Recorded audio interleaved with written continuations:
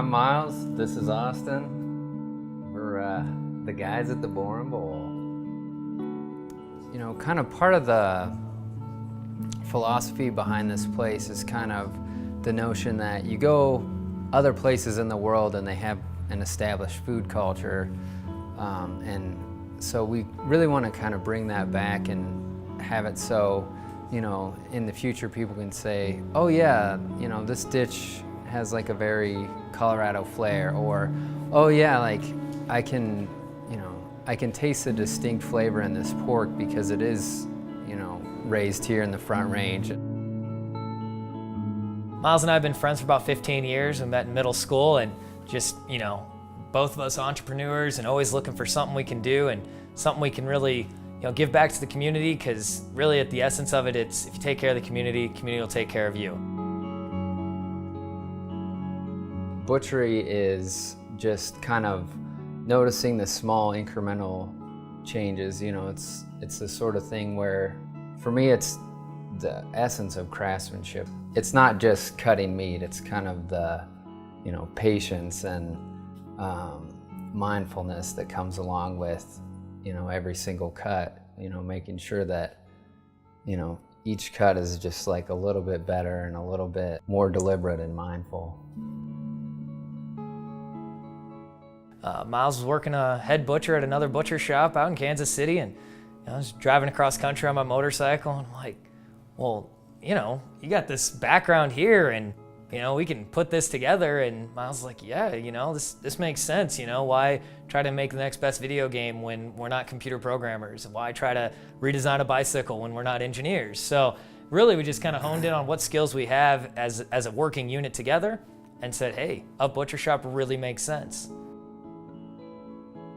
Personally, I just use like 5 or 6 inch boning knife with a slight curve. You know, it's a little bit flexible so I can work around some bones. And then, you know, I keep it sharpened at a little bit of a wider point just because it is scraping up against bones a lot. You know, I don't need it to have that razor's edge. But then I also have a larger breaking knife that I use when I'm cutting steaks or maybe separating you know, larger primals from each other, and that I do keep very sharp.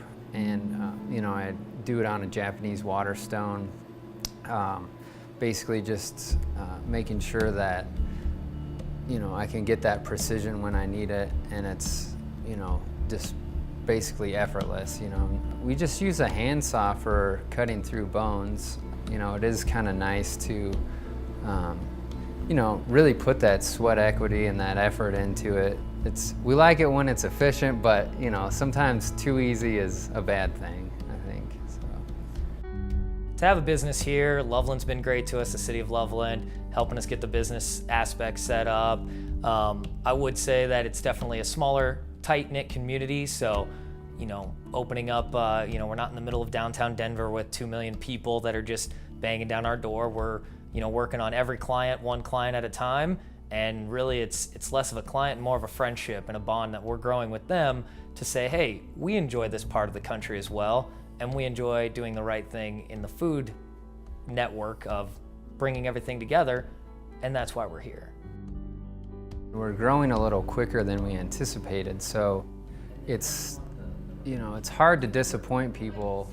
You know, they come in, they're, you know, heard from their good buddy just about what a great ribeye, you know, they could get hooked up with, and they come in and we're out, you know, so it's kind of like, you know, you just almost like see the people's face drop, like they're like, oh, I'm anticipating the best ribeye of my life, and now I gotta wait another week. You know, and it is long hours, you know, and kind of towards the end of the week, you know, you get kind of a little bit tired, run down, you know. All you really want to do is just like have that one day off where you can kind of take a nap.